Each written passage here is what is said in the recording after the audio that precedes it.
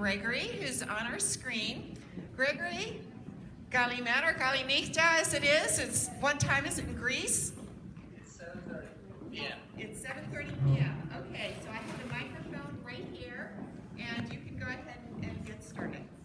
Great. So, good afternoon from Athens. Firstly, I'd like to thank the inspirator of this conference, Donna Stevens, and the organizing committee for giving me the opportunity to talk and hopefully initiate you into researching Greek records. After the conference, you will be able to find a couple of handouts available online. One will be researching Greek records, and then another one will be navigate through the GSA records guide. So you don't have to keep many notes. Okay. So let's get started.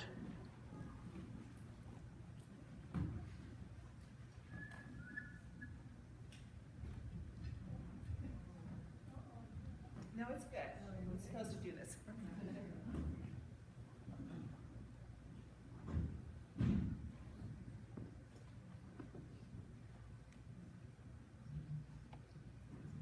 Okay, can you see the first page?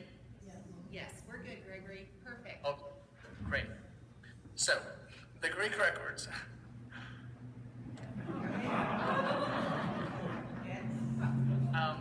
At first, you must know not only the Americanized version of the surname you're looking for, but also the original one. So you must know more than just Papas, but Papagiannakos, or not just Poulos, but Alexandropoulos. And you must always remember that there might be many different spellings. So you have to be careful with their surnames.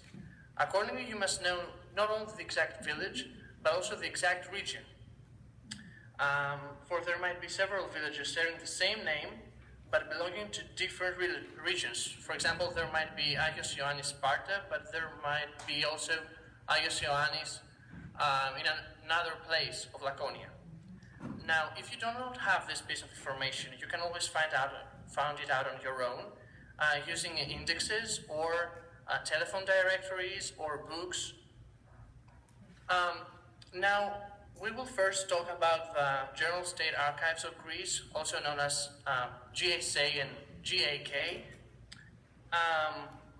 You can find contact information regarding the regional services on the GSA website, www.gak.gr. Okay, so in the General State Archives, you can find civil records, first of all. This is Mitron Arenon, mail registers, and Timotologion, family structure records. Let's get started with the Mitron Arenon page. A Mitron Arenon will help you find information on a male member of your family. This information can be the surname, first name, his parents' names, the place of birth, age, and all these. Also, you can find information regarding the reasons why he was deleted from this register. For example, if he moved to another municipality. Here is an example. In this case, we don't have all the information we could, but still we have the surname, the first name, father's name, year of birth, and the place of birth. Now, a Timotologion page. It's obvious that a Timotologion can give you more information than a Mitron Arenon, so it's far more useful. Through the Timotologion, you can find out and understand the structure of the family you are interested in. You can find information on all the family members and probably on the whole family with a wider meaning, since most times the families are registered alphabetically. Thus, it's possible that in just 2 pages, you will be able to find dozens of relatives and ancestors. Here you can see that we have plenty of information: place of birth, occupation and religion, date of birth, father's name, and in the second page, even more information. When he became a citizen of this municipality, in which registers he is registered in. Now, here is an example: the Aridas family, the family of Carol. Here you can see this information. You can see that it's Georgios, son of Michael Aridas, then his mother's name, information on her, and then children.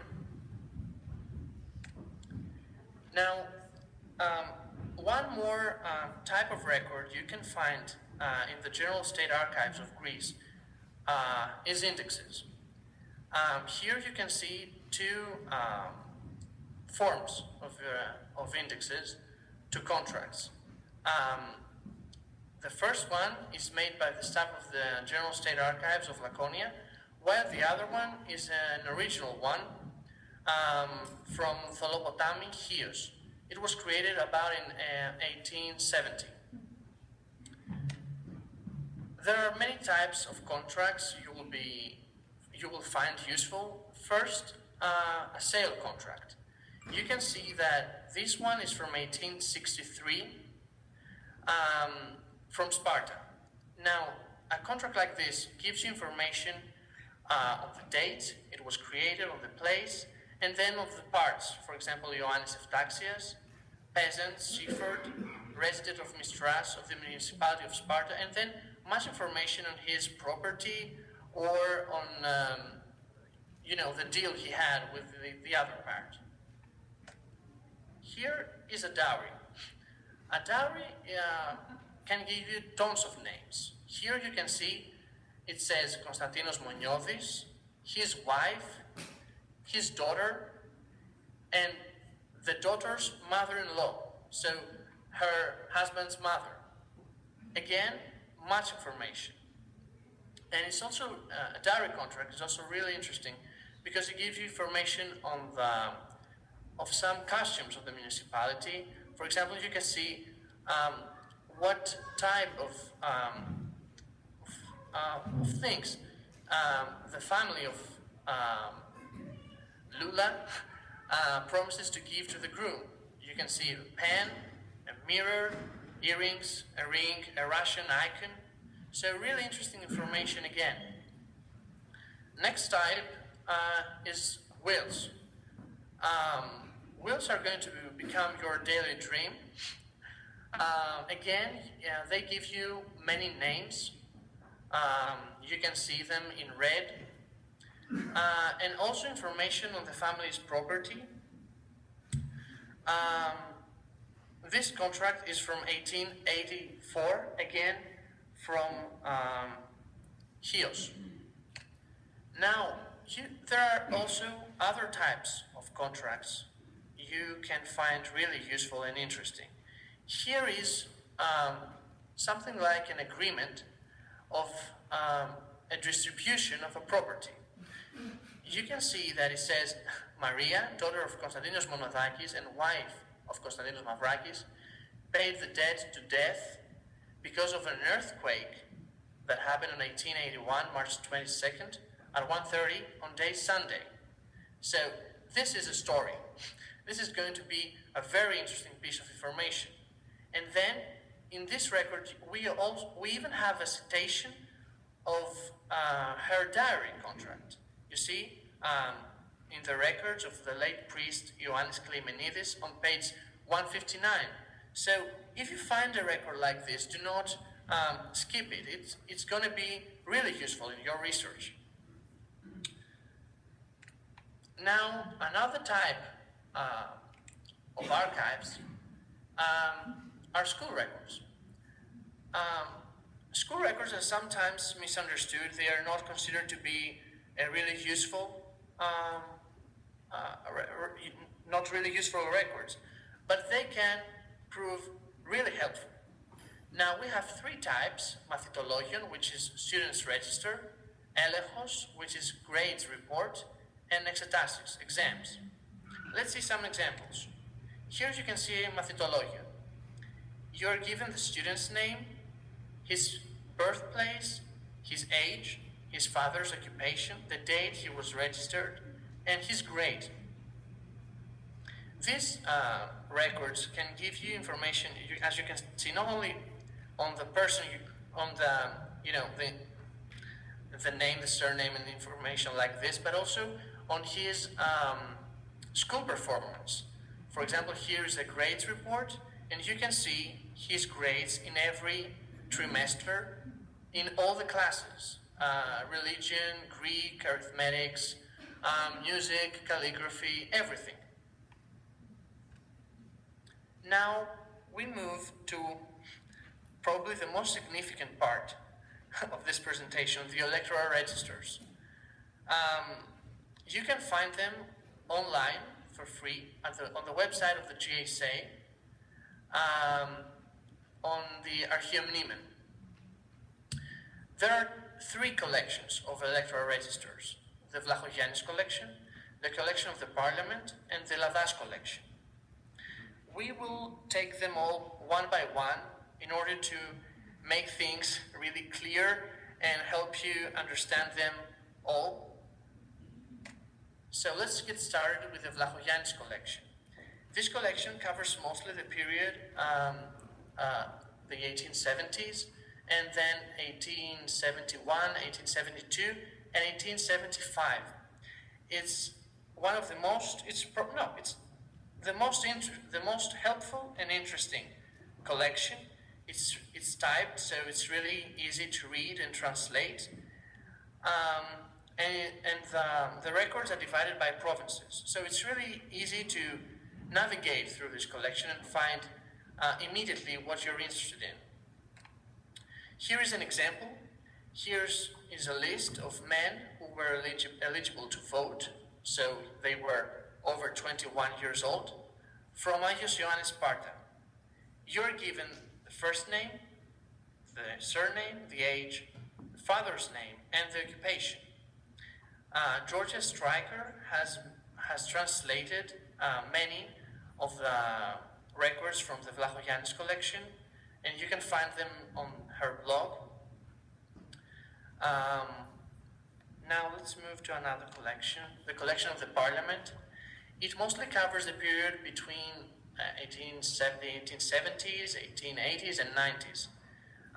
In this case, most of its part is handwritten, so it's hard to read and translate. This collection is less useful. It's difficult to find the village you're interested in, and you cannot find much information. But sometimes it's your only way. Here is an example.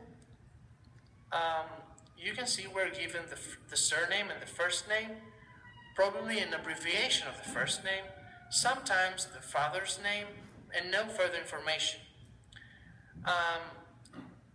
I mostly use the collection of the Parliament either when I want to prove or find a person or prove his existence, because I cannot find him in another register, older or newer, or when I just have no other choice, but it will work as my sole source.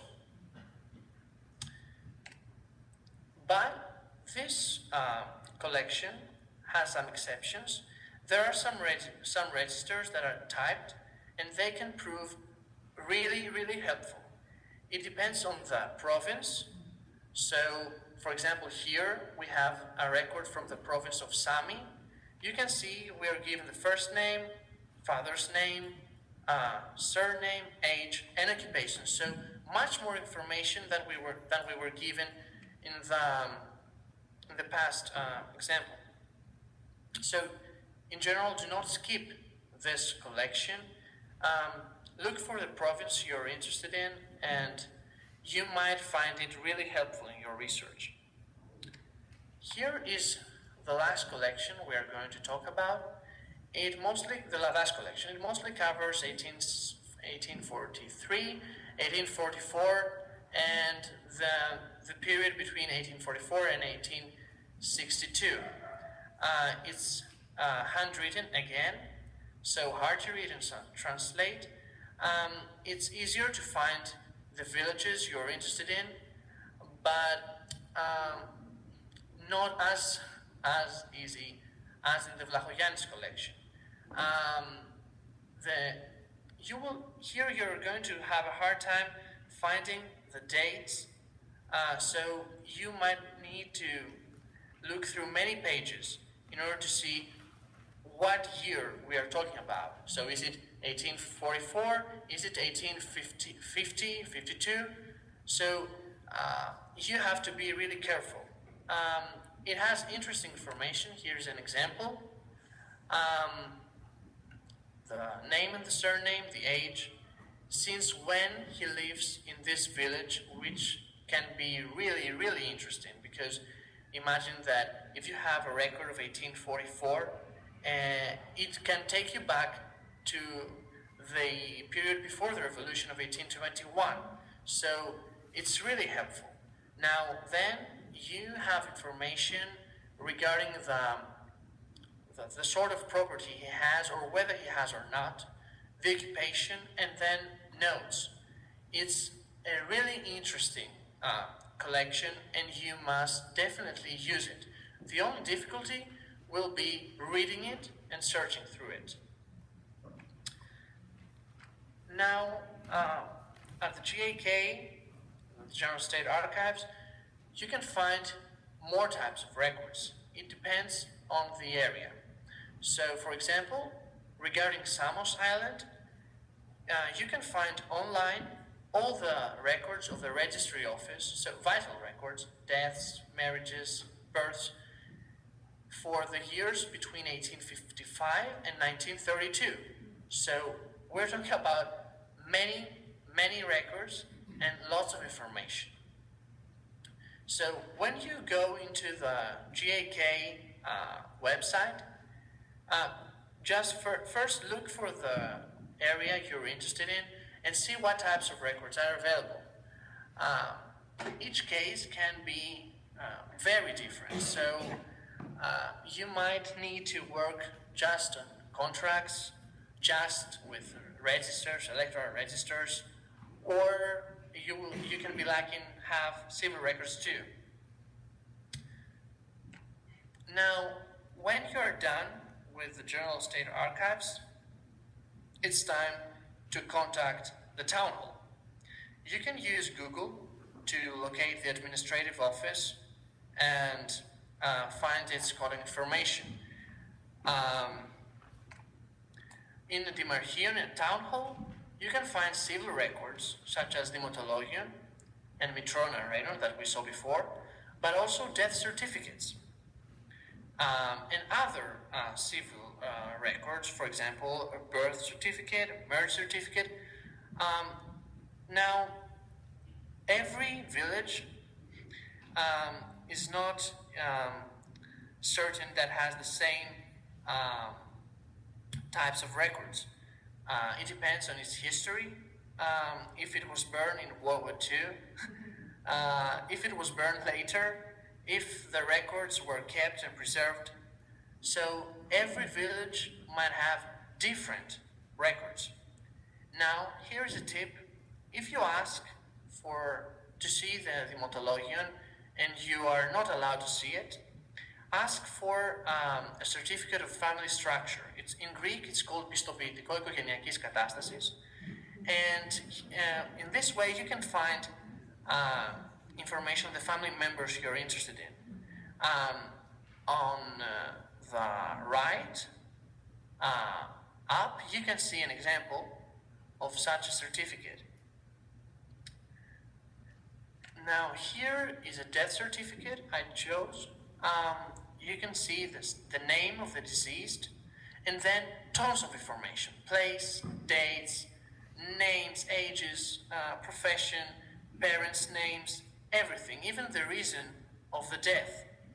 So a record like this can help you a lot. Imagine that with a death certificate, you can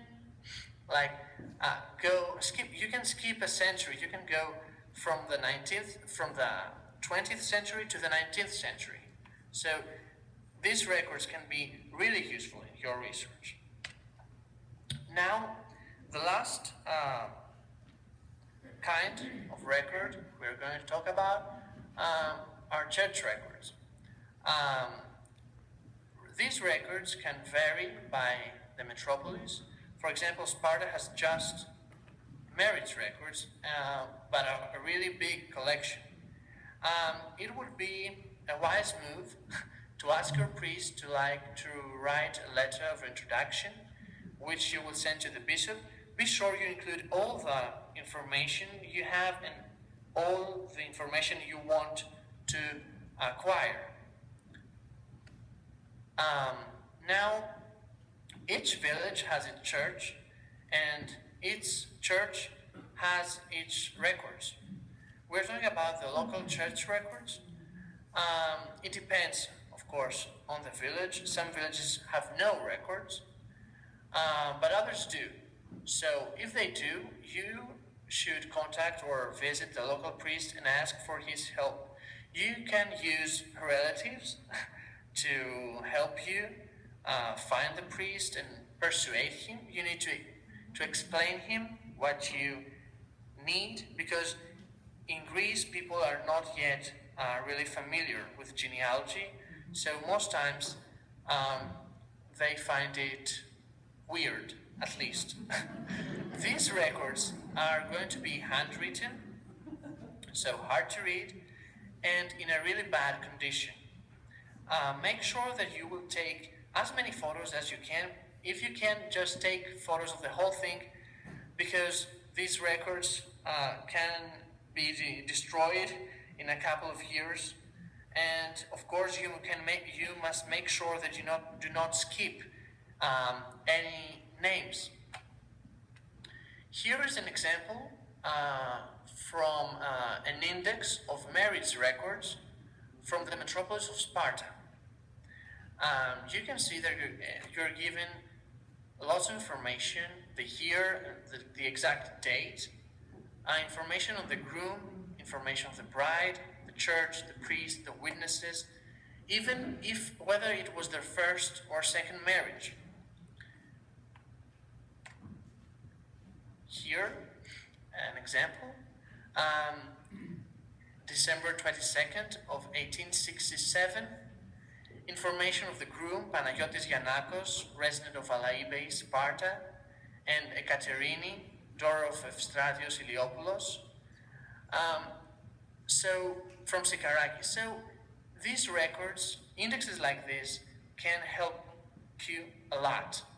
So if you have the chance to visit a metropolis, or just email, and you can find something really interesting waiting for you. Now, what can you find exactly in a church book? Regarding the book of births, the date of birth, place, gender, name, surname, father's name, date of baptism, godfather and priest. Regarding the book of marriages, every piece of information you might be interested in,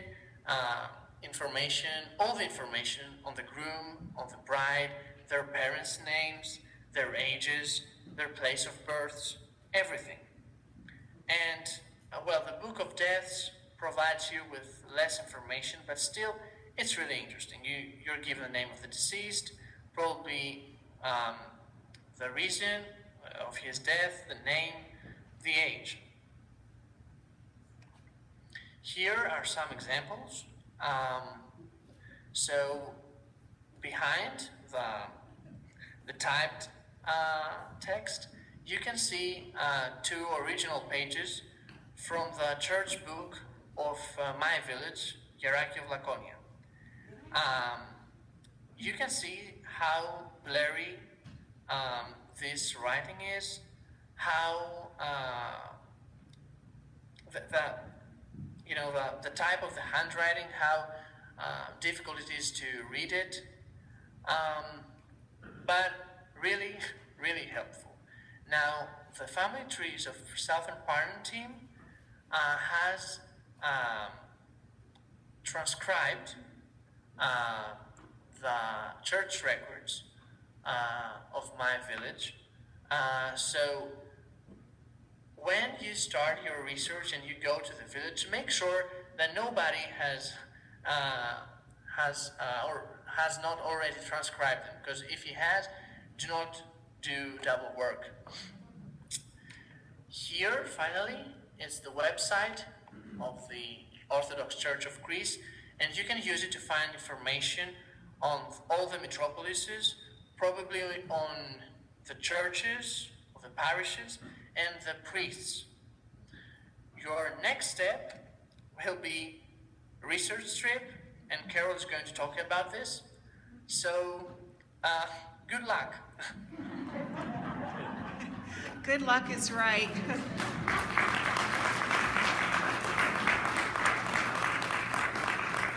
That was an amazing presentation. Gregory, there's a gentleman here.